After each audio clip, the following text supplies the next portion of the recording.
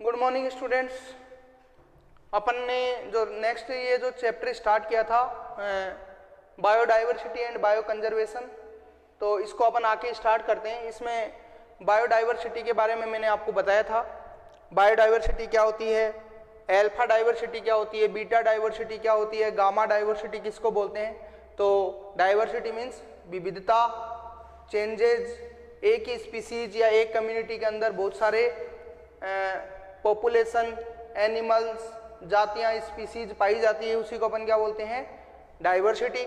तो बायोडाइवर्सिटी के अंदर जो इसमें अपन ने टॉपिक स्टार्ट किया था IUCN, international union for conservation and conservation of nature and nature resource के अकॉर्डिंग 2004 के अकॉर्डिंग इस ग्लोबल जो इन्वायरमेंट है, इस ग्लोबल इन्वायरमेंट में जो है 1.5 मिलियंस से ज़्यादा स्पीसीज प्रेजेंट है। और अभी तक अपन ने जिनको डिस्कवर किया है, बाकी अभी और भी डिस्कवर करना बाकी है। इसके बाद मैंने आपको बताया था कि जो जातीय विविधता, स्पीसीज जो डाइवर्सिटी है, वो उसके अंदर स्पीसीज डाइवर्सिटी के अंदर जो है 70% जो है एनिमल्स हैं। टोटल जो है 70% क्या है, जंतु, 70% से अबव क्या है, टोटल एनिमल्स हैं। और जो इसके अंदर जैसे ब्रायोफाइटा जो प्लांट है, ब्रायोटेडो, जिम्नो, एंजियोस्पर्म, ये जो है ये 22% से ज़्यादा नहीं है, मतलब 22% ही इनकी क्या है, जो है इस बायोडाइवर्सिटी में इनका रोल है। जो बायोडाइवर्सिटी है टोटल, उनमें से 70% जो है वो एनिमल्स है, 22% क्या है, प्लांट्स, जिसमें ब्रायोफाइटा, टेडो, जिम्नो, एंजियोस्पर्म आ गए। और डीकम्पोजर है, तो इनको अपन बायोडाइवर्सिटी के अंदर इनकी जो नंबरिंग है, इनकी जो संख्या है, वो अपन काउंट नहीं कर सकते, क्योंकि ये माइक्रो ऑर्गेनिजम्स हैं और इसके कई जो है, कई इसके कारण, कई रीजन है जिसकी वजह से अपन इनकी जो डाइवर्सिटी है वो काउंट नहीं कर सकते हैं। तो जंतुओं के अंदर जो एनिमल्स जो हैं, इनके अंदर भी 70%, मैंने बताया टोटल का कितना, 70% जो एनिमल्स हैं, इनके अंदर भी जो इनको अपन फर्दर आगे डिवाइड करते हैं, वर्टिब्रेट, नॉन इनवर्टिब्रेट और वर्टिब्रेट। तो इनके अंदर भी अपन देखते हैं कि जो इंसेक्ट होते हैं, जिनको कीट जो बोलते हैं अपन, तो इंसेक्ट जो है, इंसेक्ट एक क्लास है, ऑर्थोपोडा फाइलम की एक क्लास है इंसेक्टा। इंसेक्टा के अंदर मैक्सिमम क्या आते हैं, एनिमल्स प्रेजेंट होते हैं। तो सबसे ज़्यादा जो अर्थ पे पाए जाते हैं वो क्या है, इंसेक्ट हैं। और ये जो है टोटल जो डाइवर्सिटी है या टोटल जो स्पीसीज है, उसका 70% या 70% क्या होते हैं, इंसेक्ट इस अर्थ पे प्रेजेंट होते हैं। इसका मतलब ये होता है कि अगर 100% एनिमल्स हैं, तो उनमें से 70% क्या है, इंसेक्ट। मीन्स अगर 10 जंतु हैं, तो उनमें से 7 कैसे होंगे, इंसेक्ट होंगे, मतलब कीट वर्ग के एनिमल्स होंगे। फिर इसके बाद इनमें जो है जो फंजाई जो है, जो फंजाई है, फंजाई की जो स्पीसीज है, फंजाई की जो जातियां हैं, वो इस अर्थ के ऊपर जो एम्फीबियंस हैं, फिशेज हैं, जो एम्फीबियंस हैं, तो जो amphibians, birds, fishes, reptiles, mammals, ये इसके अंदर जो अपन वर्टिब्रेट में देखेंगे, तो वर्टिब्रेट के अंदर तो अपन जैसे फंजाई के बारे में मैं आपको बता रहा था, तो फंजाई की जो जातियां हैं वो क्या हैं, मैक्सिमम्स हैं। फंजाई की जो जातियां क्या हैं, मैक्सिमम जातियां पाई जाती हैं। और इनकी जो संख्या है वो क्या है, फिशेज, एम्फीबियंस, रेप्टाइल्स और मेमल्स से भी क्या है, ज़्यादा है। किनकी, जो फंजाई है, जो कवक जगत है, जिसको अपन ने मायोकोटा बोलते हैं। तो जो आपके 11th में आपने पढ़ा होगा कि जो कवक जगत है, इनके अंदर डाइवर्सिटी जो है वो क्या है, मैक्सिमम है। तो कवकों के अंदर बहुत सारी जातियां पाई जाती हैं। इसके बाद मैंने आपको बताया है कि जो प्रोकैरियोट्स हैं, जिनको अपन ने माइक्रो ऑर्गेनिजम्स बोला है, जो प्रोकैरियोट्स होते हैं, उनके अंदर अपन इनकी जो संख्या है वो काउंट नहीं कर सकते। इसका रीजन क्या है? इसका रीजन ये है कि एक तो जो सूक्ष्म जीव होते हैं, माइक्रो ऑर्गेनिजम्स होते हैं, उनकी अपने को प्रॉपर जो नंबर है वो अभी तक पता नहीं है कितने ऑर्गेनिजम्स इस अर्थ के ऊपर प्रेजेंट है। दूसरा, जो इनको काउंट करने की जो टेक्निक है या पहचानने की जो टेक्निक है वो ट्रेडिशनल है, पारंपरिक है, वो इनके अंदर अपन इनकी वजह से अपन इनकी संख्या काउंट नहीं कर सकते। दूसरा, इनको क्या है, इनके अंदर बहुत सारी ऐसी स्पीसीज है माइक्रो ऑर्गेनिजम्स के अंदर जिनको लेबोरेटरी के अंदर कल्चर मीडियम में ग्रोथ नहीं करवा सकते। तो कल्चर मीडियम में ग्रोथ नहीं करती तो अपने को पता नहीं चल पाता है। थर्ड जो इसका रीजन है कि इन ये जो स्पीसीज हैं इनको जो है समझाने के लिए जो मोलिकुलर जातियां जो हैं, आणविक जो जातियां हैं या इनके जो बायोकेमिकल्स हैं, इनके अंदर जो बायोकेमिकल्स पाए जाते हैं उनके अंदर बहुत सारी विविधता पाई जाती है। इसके बाद अपन आ जाते हैं कि जो इनको इसके बाद अपन देखते हैं कि अर्थ के ऊपर जो बायोडाइवर्सिटी है इंडिया के अंदर, पहले अपन पूरी ग्लोबल डाइवर्सिटी को देखते हैं कि कौन से ऑर्गेनिजम्स इस अर्थ के ऊपर मैक्सिमम डाइवर्सिटी शो करते हैं, और उनको मैंने यहाँ पर ये डायग्रामेटिक रिप्रेजेंट किया है। तो आप इसको एक बार देख करके और अपने बुक में नोट कर लेना, मैं यहाँ पर आपको इसको समझा देता हूँ। पहला तो क्या है कि इस अर्थ के ऊपर जैसे अपन ने लिया इनवर्टिब्रेट, जो अकशेरुकी जो इनवर्टिब्रेट्स होते हैं, उनके अंदर जो जातीय विविधता है, जो स्पीशीज डाइवर्सिटी है, वो मैक्सिमम किन में मिलेगी? जो मैंने अभी आपको बताया है कि जो मैक्सिमम जातीय विविधता है वो इंसेक्ट जो क्लास है, ऑर्थोपोडा फाइलम की जो इंसेक्टा क्लास है, उसके अंदर जो इंसेक्ट होते हैं उनमें जो डाइवर्सिटी है वो मैक्सिमम मिलती है। दूसरा, जो इंसेक्टा वर्ग के जो एनिमल्स हैं उनकी जो संख्या है वो इस ग्लोबल में क्या है? मैक्सिमम है। इसके बाद इंसेक्टा के बाद जो होते हैं वो होते हैं अदर एनिमल्स। अदर एनिमल्स जो हैं, जितने भी अदर एनिमल्स हैं वो इंसेक्टा से क्या है? कम है।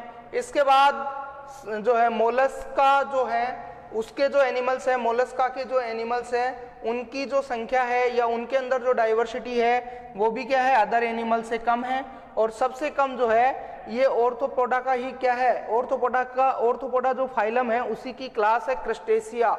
इसके अंदर जो एनिमल्स होते हैं वो बहुत कम एनिमल्स प्रेजेंट होते हैं। तो ये आपको याद रखना है कि कौन से एनिमल्स की इनवर्टिब्रेट में कौन से एनिमल्स जो अर्थ है या ग्लोबल के ऊपर है जो मैक्सिमम अमाउंट में पाए जाते हैं। इसके बाद आ जाओ वर्टिब्रेट के अंदर, ये तो हो गया इनवर्टिब्रेट। अब वर्टिब्रेट में देखो, वर्टिब्रेट में आपको याद रखना है कि जो फिशेज हैं, जो मछलियां हैं, मछलियों की जो है इसके अंदर जो मछलियां होती है उनके अंदर जो डाइवर्सिटी है, जो विविधता है, वो अदर एनिमल्स के कंपैरिजन में क्या पाई जाती है? मैक्सिमम पाई जाती है। तो यहाँ पर आपको ये इसका जो इसका जो सीक्वेंस है वो ध्यान में रखना है। सीक्वेंस ये है कि जो फिशेज हैं उनके अंदर मैक्सिमम डाइवर्सिटी प्रेजेंट होती है, उसके बाद बर्ड्स में, then reptiles, then amphibians and then mammals. Mammals में सबसे कम क्या पाई जाती है? जो स्पीशीज डाइवर्सिटी है वो पाई जाती है। इसके बाद नेक्स्ट अपन देखते हैं प्लांट के अंदर। तो प्लांट में मैंने अभी आपको बताया है कि जो फंजाई है, फंजाई क्या है? Kingdom Plantae. किंगडम प्लांटी में ही अपन जो किंगडम प्लांटी है उसके अलावा ये जो इसका फंजाई जो ग्रुप है वो अपन इस 11th क्लास में आपने देखा होगा कि फंजाई जो है उसका जो फाइलम है या जो ग्रुप है उसको माइकोटा बोलते हैं। तो जो फंजाई किंगडम या फंजाई जो ग्रुप है आर.एच. व्हिटेकर के अकॉर्डिंग, इसके अंदर जो जातियों की जो संख्या है, स्पीसीज नंबर हैं, वो मैक्सिमम प्रेजेंट होते हैं। दूसरा, जो फंजाई किंगडम जो फंजाई है, तो फंजाई के अंदर मैक्सिमम बायोडाइवर्सिटी पाई जाती हैं। मीन्स फंजाई के अंदर बहुत सारी जातियां प्रेजेंट होती हैं। सबसे ज़्यादा जातियां जो है फंजाई में मिलेगी। उसके बाद जो एंजियोस्पर्म के प्लांट होते हैं, इनमें फंजाई के बाद सेकंड नंबर पे बायोडाइवर्सिटी प्रेजेंट होती है। इसके बाद एल्गी, एल्गी में भी क्या है, बायोडाइवर्सिटी मैक्सिमम होती है। फिर फर्न, मोलस, ये फर्न और मोसेस जो होती हैं इनके अंदर, और लाइकेन के अंदर भी क्या पाई जाती है, बायोडाइवर्सिटी पाई जाती है। इसके बाद आते हैं अपन कि जो बायोडाइवर्सिटी इन इंडिया, इंडिया के अंदर जैव विविधता कितनी है, कहाँ पर है, कौन से एरिया के अंदर इंडिया के अंदर जैव विविधता मैक्सिमम है। तो इसके अंदर आपको जो टॉपिक है वो याद रखना है कि ये जो ग्लोबल जो है, पूरे विश्व जो है, इसके अंदर इंडिया की जो लैंड है या भूमि जो क्षेत्र है, लैंड जो एरिया है, वो टोटल ग्लोबल का कितना है, 2.4% है। टोटल ग्लोबल का कितना है, 2.4% है। तो लैंड एरिया जो है, भूमि क्षेत्र जो है पूरे ग्लोबल का, पूरे विश्व का 2.4 एरिया कहाँ प्रेजेंट है, 2.4 एरिया इंडिया के अंदर आता है। लेकिन इसकी जो ग्लोबल स्पीसीज है, इसकी जो ग्लोबल स्पीसीज डाइवर्सिटी है वो 8.1 है। टोटल जो है ग्लोबल डाइवर्सिटी है इंडिया की, वो क्या है, 8.1 है। ग्लोबल जो टोटल ग्लोबल एरिया है उसका 2.4% जो है इंडिया कवर करता है। और इंडिया के अंदर जो स्पीसीज जो डाइवर्सिटी है वो 8.1% है। यही इसका रीजन क्या है, यही इस रीजन की वजह से ही जो टोटल जो डाइवर्सिटी कंट्री है, टोटल कितनी है, टोटल जो 12 डाइवर्सिटी कंट्री है, टोटल जो 12 मेगा डाइवर्सिटी कंट्री है, उनके अंदर इंडिया भी इंक्लूड होता है। तो इंडिया के अंदर भी क्या है, ये इंडिया भी जो है मेगा डाइवर्सिटी कंट्री के अंदर आता है। इसका रीजन मैंने बताया कि टोटल जो लैंड एरिया है विश्व का वो 2.4% है। इंडिया के अंदर जो स्पीसीज डाइवर्सिटी है वो 8.1% है। और जो मेगा डाइवर्सिटी कंट्री है पूरे विश्व में टोटल कितनी है, 12 है। उनमें से एक क्या है, इंडिया भी इसके अंदर शामिल है। फिर इसके अंदर अपन आते हैं कि जो इंडिया है इसके अंदर लगभग 45,000 टोटल 45,000 प्लांट स्पीसीज, पादप जातियां और इससे भी डबल पादप जातियां प्रेजेंट होती है। और इससे भी डबल क्या है, जंतु जातियां पाई जाती हैं। इसके बाद इसके अंदर मैंने आपको बताया था कि रॉबर्ट मे था, उन्होंने ये इसके अंदर बताया था कि अभी तक टोटल 22% जातियों की या स्पीसीज की, रॉबर्ट मे उन्होंने बोला कि अभी तक 22% मतलब टोटल की 22% स्पीसीज को डिस्कवर किया जा चुका है। और इसका अगर अपन देखें तो ये टोटल जो है अभी तक है, तो इसमें 1 लाख से ज़्यादा तो क्या है, पादप, और लगभग जो है अभी तक मतलब अपन ने क्या है कि 22%। इसके बाद जो है, तो मैंने अभी बताया आपको कि इंडिया में टोटल 22% जो स्पीसीज है उनका डिस्कवर अभी तक हो चुका है रॉबर्ट मे के अकॉर्डिंग। और अभी लगभग 1 लाख जो प्लांट स्पीसीज है उससे ज़्यादा डिस्कवर करना बाकी है। और लगभग 3 लाख जो एनिमल्स की जो स्पीसीज है उनको डिस्कवर करना भी बाकी है। तो अभी तक ये इसके अंदर डिस्कवर हो चुका है। अब आपको अब स्टार्ट करते हैं अपन कि जो डाइवर्सिटी है इसके अंदर अपन स्टार्ट करते हैं नेक्स्ट कि जो जैव विविधता के प्रतिरूप पैटर्न ऑफ बायोडाइवर्सिटी। नेक्स्ट अपन देखते हैं पैटर्न ऑफ बायोडाइवर्सिटी। पैटर्न क्या है, प्रतिरूप क्या है, बायोडाइवर्सिटी क्यों होती है अर्थ के ऊपर, इसका रीजन क्या है और कौन से एरिया में कितनी डाइवर्सिटी पाई जाती है। तो पैटर्न ऑफ बायोडाइवर्सिटी इसमें अपन देखते हैं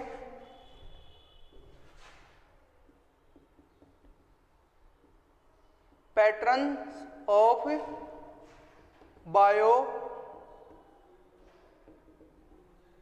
बायोडाइवर्सिटी।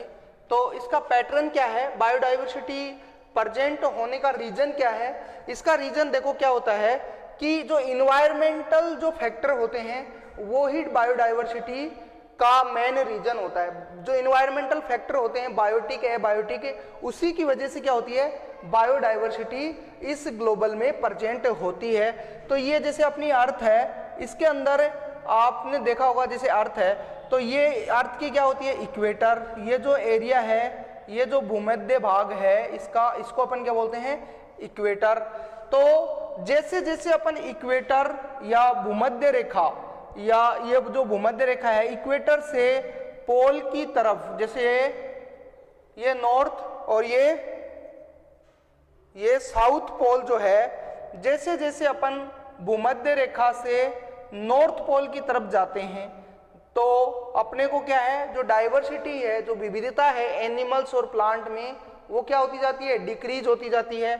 जैसे यहां से अपन स्टार्ट करते हैं इसमें, तो ये इक्वेटर पे तो क्या है इक्वेटर 0 डिग्री, और यहां अपन मिड से लेते हैं, यहां से ये इसकी एंगुलर डिस्टेंस। तो ये जो एंगुलर डिस्टेंस होती है इसी को अपन क्या बोलते हैं, जो एंगुलर डिस्टेंस होती है इसको लेटिट्यूडनल ग्रेडियंट्स या अक्षांशीय प्रवणता भी बोलते हैं। इसको क्या बोलते हैं लेटिट्यूडनल ग्रेडियंट या अक्षांशीय प्रवणता। तो ये अक्षांशीय प्रवणता, अक्षांश होता क्या है, अक्षांश होता है कि भूमध्य रेखा से कि अर्थ के ऊपर, भूमध्य रेखा से अर्थ के ऊपर जो कोणीय, जो एंगुलर डिस्टेंस होती है उसी को अपन क्या बोलते हैं लेटिट्यूड या अक्षांश। तो ये जैसे जैसे अपन इस भूमध्य रेखा से पोल की तरफ, साउथ पोल नॉर्थ पोल की तरफ जाते हैं तो वहां पर क्या होती है जो बायोडाइवर्सिटी है वो कम होती जाती है।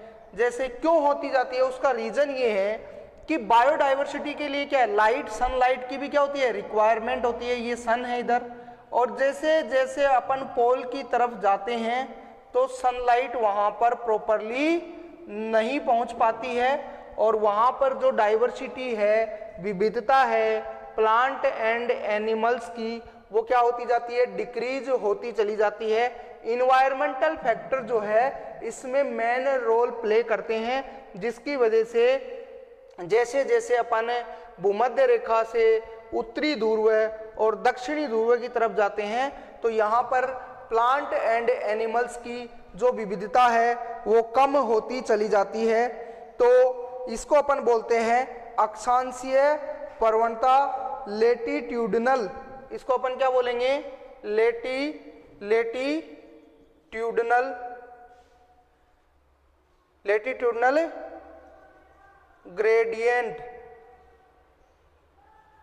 लेटिट्यूडनल ग्रेडियंट, ये अपन को अक्षांशीय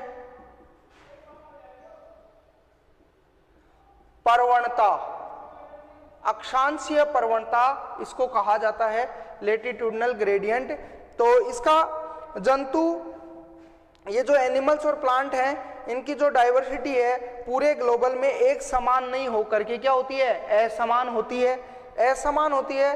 तो बहुत से एनिमल्स और प्लांट की जो डाइवर्सिटी है उसमें मुख्य जो रोल होता है वो किसका होता है इन्वायरमेंटल फैक्टर का।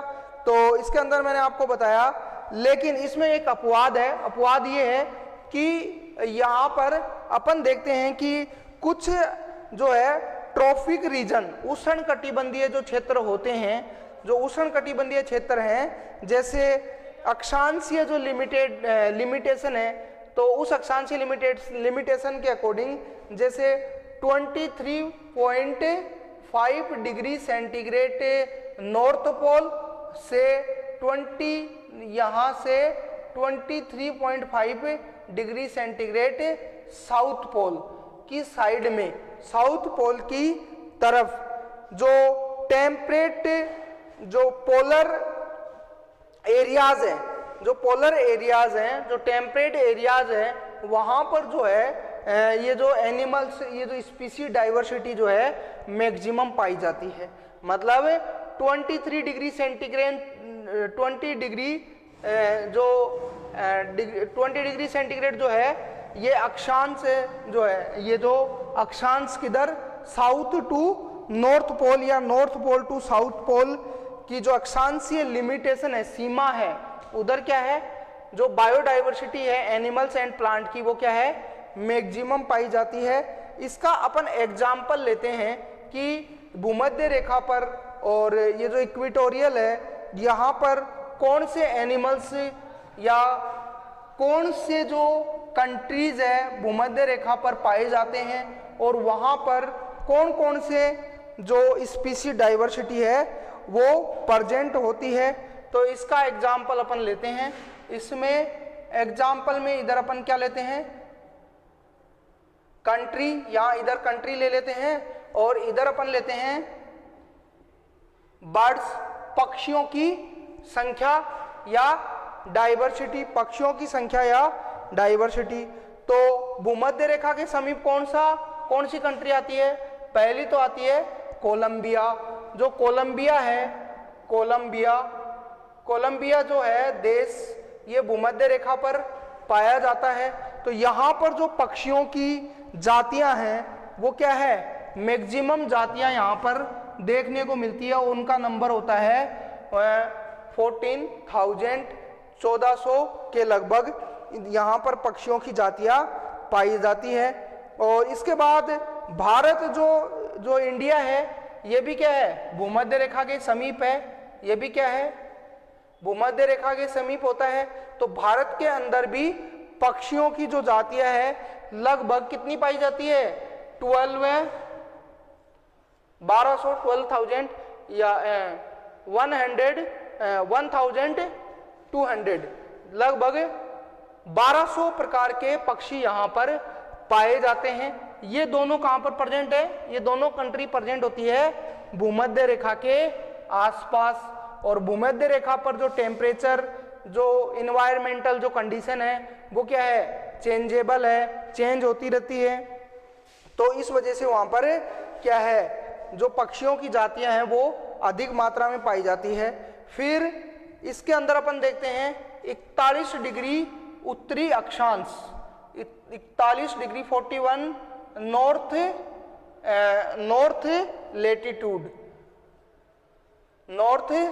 लेटीट्यूड 41 डिग्री अक्षांश या 41 डिग्री जो है लेटीट्यूड पर जो क्या है नॉर्थ की साइड में है। 40 डिग्री नॉर्थ जो लेटीट्यूड है 40 डिग्री यहाँ पर होगा।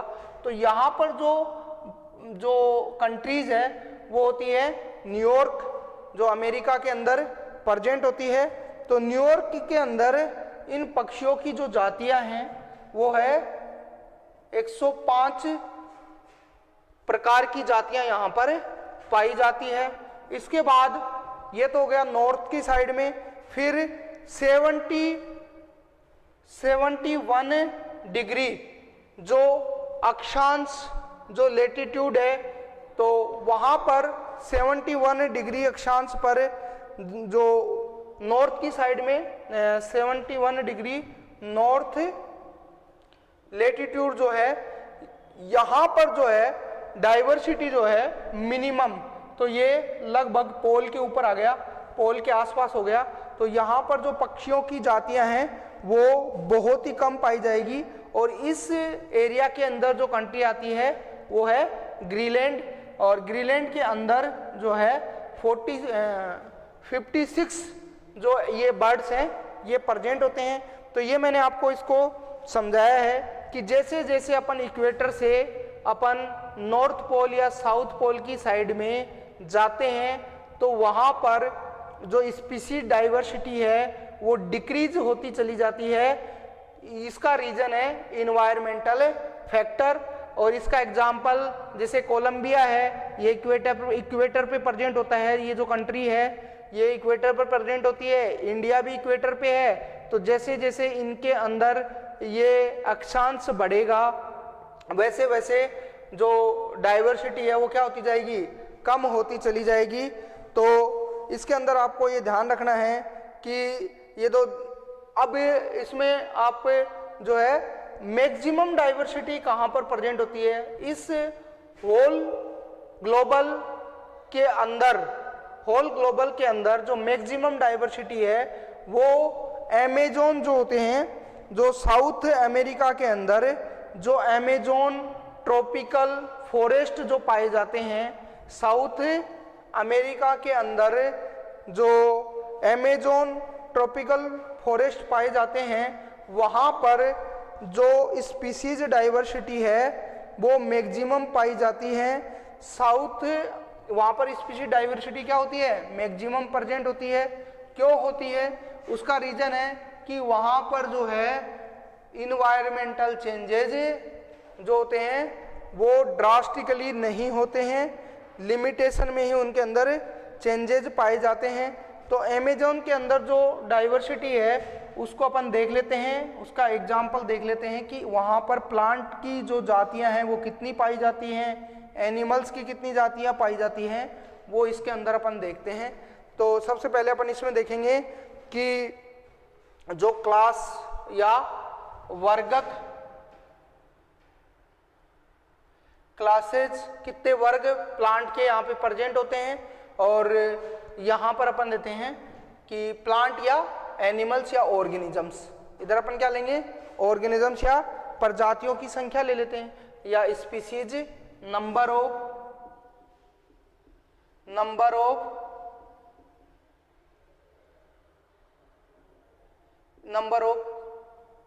स्पीसीज। तो इसमें आपको ध्यान रखना है कि कहाँ पर कितनी प्रजातियां पाई जाती हैं। तो पहले लेते हैं प्लांट्स। तो अमेज़न जो फॉरेस्ट है उसके अंदर लगभग आपको प्लांट्स की 40,000 जो स्पीसीज है वो वहाँ प्रेजेंट होती हैं, और डिफरेंट टाइप की जो जातियां हैं वहाँ पर पाई जाती हैं। नेक्स्ट जो है वो है फिशेज।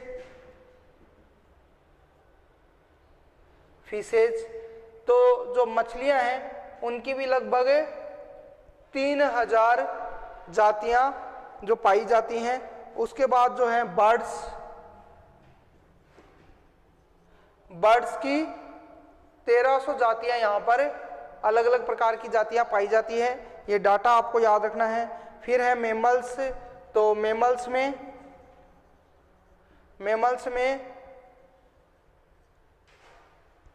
427, और फिर एम्फीबियंस भी 427, 427 प्रकार की जातियां इसमें मिलती हैं।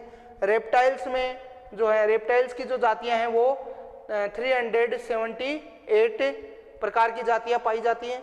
ये हो गया अमेज़न जो है साउथ अमेरिका के अंदर ये जो अमेज़न फॉरेस्ट होता है, इनमें नंबर ऑफ स्पीसीज या जातियों की जो संख्या है, प्लांट जो है सबसे ज़्यादा अमाउंट में प्लांट की डाइवर्सिटी वहाँ प्रेजेंट होती है। फिर फिशेज है, उसके बाद बर्ड्स हैं, 1300 जातियाँ हैं। मेमल्स और एम्फीबियंस की सेम जातियाँ वहाँ पे प्रेजेंट होती है। इस प्रकार से अपन ने जो है ये लेटीट्यूडनल जो प्रवणता है, लेटीट्यूडनल जो ग्रेडियंट है, उसको मैंने आपको यहाँ पे समझाया है। प्रवणता जो है चेंज को अपन प्रवणता बोलते हैं। जैसे जैसे अपन अक्षांश के अंदर चेंजेस करते हैं, डिग्री के अंदर जो अक्षांश है वो चेंज होते जाते हैं, वैसे वैसे डाइवर्सिटी भी चेंज होती चली जाती है। नेक्स्ट अपन स्टार्ट करते हैं। तो इसके बाद अपन देखते हैं कि maximum biodiversity region in tropical areas या tropical rain forest, tropical forest, जो उष्ण कटिबंधीय क्षेत्र होते हैं उनके अंदर जो जातीय विविधता मैक्सिमम या अधिकतम क्यों पाई जाती है, उसका रीजन क्या होता है। तो उसका रीजन देखो, फर्स्ट रीजन तो ये होता है कि वहाँ पर जो जाति का जो ओरिजिन है, जाति का जो ओरिजिन है वो जो जाति का ओरिजिन है वो समय मतलब एक उसमें टाइम लगता है, टाइम उसमें ज़्यादा लगता है। जब वहाँ पर जाति नई जाति का ओरिजिन होता है तो वहाँ पर टाइम जो है ज़्यादा लगता है, जबकि टेम्परेट जो रीजन होता है उसमें जाति जो है स्पीसीज है उसमें क्या होता है कि जो टेम्परेट रीजन होता है वहाँ पर जो नेचुरल जो प्राकृतिक जो आपदाएं हैं वो ज़्यादा पाई जाती है। जैसे ग्लेशियर्स वगैरह जो हैं वो वहाँ पर ज़्यादातर ग्लेशियर्स होते हैं टेम्परेट रीजन में, तो वो ग्लेशियर जो है वो टेम्परेचर के अकॉर्डिंग, इन्वायरमेंटल चेंजेस के अकॉर्डिंग उनमें क्या होता है कि जो ग्लेशियर्स है वो पिघल जाते हैं, जिसकी वजह से ग्लेशिएशन होता रहता है। और जबकि ये जो ट्रॉपिकल रीजन जो होता है वहाँ पर इन्वायरमेंटल चेंजेज, जो ऐसे चेंजेस जो नेचर के क्या है बिल्कुल विपरीत होते हैं, जो नेचर के अकॉर्डिंग नहीं होते हैं, जो स्पीसीज को प्रॉपरली क्या हार्मफुल होते हैं स्पीसीज के लिए, वो वहाँ पर नहीं पाए जाते हैं। जबकि टेम्परेट रीजन में ऐसे जैसे ग्लेशिएशन हो गया, ग्लेशिएशन का मतलब होता है कि ग्लेशियर जो है वो हिम जैसे बर्फ का बहुत ज़्यादा गिरना, तो ये जो टेम्परेट रीजन है इसमें जो इन्वायरमेंटल चेंजेज है वो स्लो होते हैं और वहाँ की जो स्पीसीज है उनकी अकॉर्डिंग वो चेंजेज होते रहते हैं, जिसकी वजह से वो वहाँ पर सर्वाइव कर जाती है और उसका जो है इवोल्यूशन होता रहता है और डाइवर्सिटी उनके अंदर ज़्यादा पाई जाती है। फर्स्ट रीजन तो ये हो गया। सेकंड रीजन जो होता है कि जो उष्ण कटिबंधीय पर्यावरण है, जो ट्रॉपिकल जो इन्वायरमेंट है, जो ट्रॉपिकल इन्वायरमेंट है वो जो टेम्परेट इन्वायरमेंट होता है उससे क्या होता है डिफरेंट होता है, और उसमें जो इन्वायरमेंटल चेंजेज होते हैं वो कम पाए जाते हैं, उनमें कम होते हैं, जो मौसमीय परिवर्तन होते हैं वो कम होते हैं, और उसके अंदर जो इन्वायरमेंट है वो स्टेबल होता है। और वो जो स्टेबल इन्वायरमेंट है वो नई स्पीसीज के लिए क्या होता है फेवरेबल कंडीशन में होता है। इस वजह से यही मेन रीजन है जिसकी वजह से ट्रॉपिकल एरियाज है उनके अंदर जो स्पीसीज डाइवर्सिटी है वो मैक्सिमम पाई जाती है, और ये इसके अंदर अपन ने देखा है। इसके बाद अपन देखें जातीय क्षेत्र संबंध, species area relationships, species area relationship, जातीय क्षेत्र संबंध, जाति और वहाँ के जो क्षेत्र होता है उसमें क्या रिलेशनशिप होता है, कौन से क्षेत्र में कौन सी जाति का ज़्यादा इवोल्यूशन होता है, फास्ट इवोल्यूशन होता है, या डाइवर्सिटी कौन से एरिया की जाति में, कौन से एरिया में किस जाति की डाइवर्सिटी मैक्सिमम पाई जाती है। तो इधर तो अपन ने ले लिया स्पीसीज रिचनेस, जातीय समृद्धि, जाति बढ़ रही है, जाति की जो संख्या है नंबर्स ऑफ स्पीसीज है वो क्या है बढ़ रही है, जातीय समृद्धि बढ़ रही है, रिचनेस बढ़ रही है, बहुत सारी जातियां आ रही है। इधर अपन ने ले लिया एरिया। तो ये जो ग्राफ मैंने बनाया है ये ग्राफ एक अमेरिकन साइंटिस्ट था जो नेचुरलिस्ट, जो प्रकृति वैज्ञानिक और जियोग्राफर एक साइंटिस्ट था जिसका नाम है वॉन हेलमोल्ट, अलेक्जेंडर वॉल हेलमोंट ने ये ग्राफ प्लॉट किया था। अलेक्जेंडर वॉल हेलमोंट ने ये ग्राफ बनाया था कि जो स्पीसीज रिचनेस है और जो एरिया है इन दोनों के बीच में क्या रिलेशन होता है।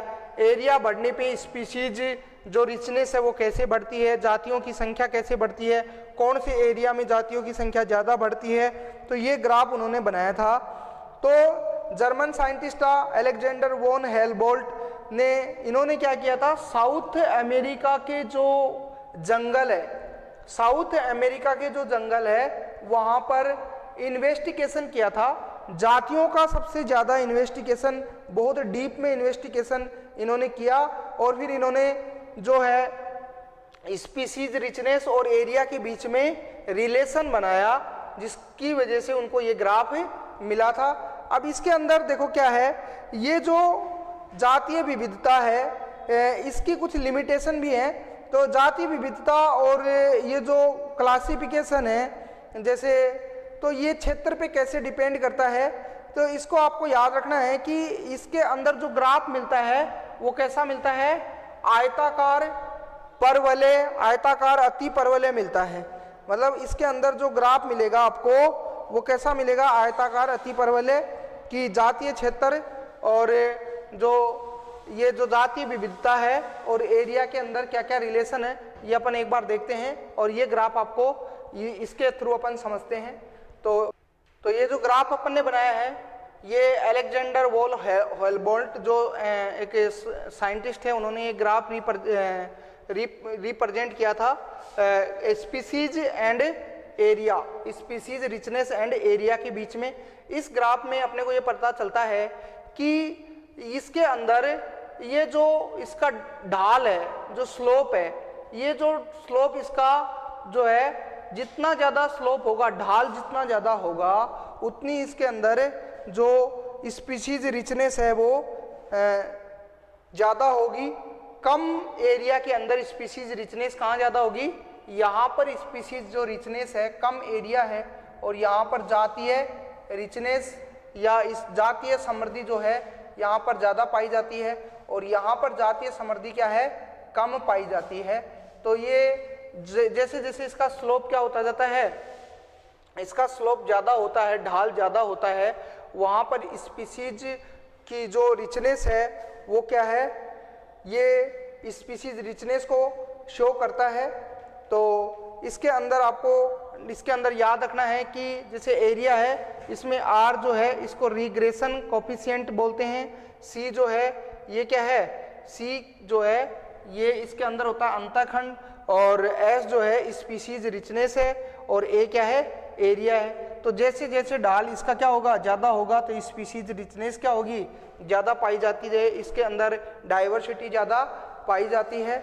इसके बाद अपन देखते हैं इसके अंदर जो है आपको याद रखने वाला जो बात ये है कि जो इकोलॉजिकल साइंटिस्ट है इन्होंने बताया कि जेड का जो मान है 0.1 से 0.02, ये जेड की जो वैल्यू है 0.01 से 0.02 इसकी लिमिटेशन होती है।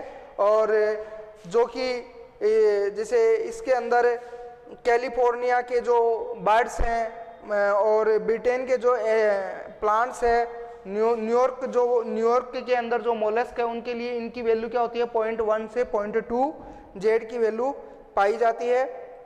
इसके बाद इसके अंदर अपन देखते हैं कि जेड की जो प्रास है, जो लिमिटेशन है वो अलग अलग होती है, अलग अलग पाई जाती है। जैसे कुछ ऐसे आयरलैंड या द्वीप हैं जिसके अंदर स्पीसीज और एरिया के जो रिलेशनशिप है उसके बीच में जो जेड की वैल्यू है उसका मान जो है 0.6 से 0.12 होता है। इसके लिए एग्जाम्पल आपको याद रखना है, जैसे ये उष्ण कटिबंधीय जो एरियाज है, जो ट्रॉपिकल एरियाज है, वहाँ पर इसकी वैल्यू, जेड की वैल्यू अलग पाई जाती है।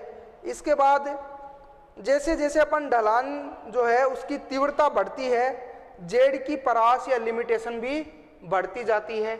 इसकी जो तीव्रता बढ़ती है, इसकी ढाल जो बढ़ती है, तो जेड की वैल्यू भी बढ़ती चली जाती है। ये इसके अंदर आपको याद रखना है कि जो है तीव्र ढलान जो है ये प्रदर्शित करता है कि कम क्षेत्र में अधिक स्पीशीज रिचनेस देखने को मिलती है। तो इसके बाद अपन देखते हैं जो जातीय विविधता है उसका इकोसिस्टम में क्या रोल है, इकोसिस्टम में जातीय विविधता अधिक होना अनिवार्य क्यों होता है।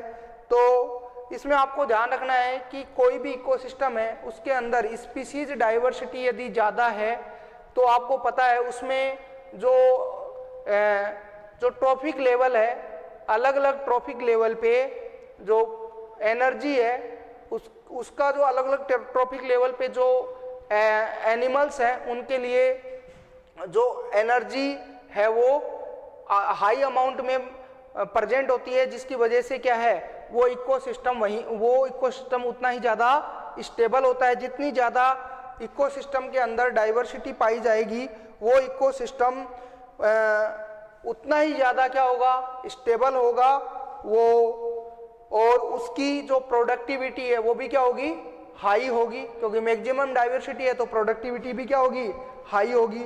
उसमें चेंजेस जो है वो मिनिमम होंगे, मिनिमम चेंजेस उसमें पाए जाएंगे, तो वो इकोसिस्टम क्या होगा, अपने आप कंट्रोल हो सकता है और उसकी स्टेबिलिटी भी हाई होगी। दूसरा जो है इकोसिस्टम के अंदर जो डाइवर्सिटी है उसका जो प्रॉफिट है वो सेकंड प्रॉफिट क्या है कि इसके अंदर जो इकोसिस्टम के अंदर जो जितनी ज़्यादा जातियां होंगी, जितनी ज़्यादा स्पीसीज होगी, वो इकोसिस्टम कम जाति वाली इकोसिस्टम की तुलना में ज़्यादा स्थायी होता है। फिर इसके बाद अपन देखते हैं स्थिर समुदाय का क्या मतलब होता है या स्टेबल कम्युनिटी का क्या अर्थ होता है। स्टेबल कम्युनिटी एक स्थिर समुदाय है। जो स्टेबल कम्युनिटी वो होती है जिसमें समय के साथ साथ टाइम के अकॉर्डिंग चेंजेस बहुत कम पाए जाते हैं, उसको अपन स्टेबल कम्युनिटी बोलते हैं। समय के साथ साथ वहाँ पर जो प्राकृतिक जो आपदाएं हैं वो प्राकृतिक आपदाओं या बाधाओं को उसके अंदर रोकने की क्या होती है, कैपेसिटी पाई जाती है।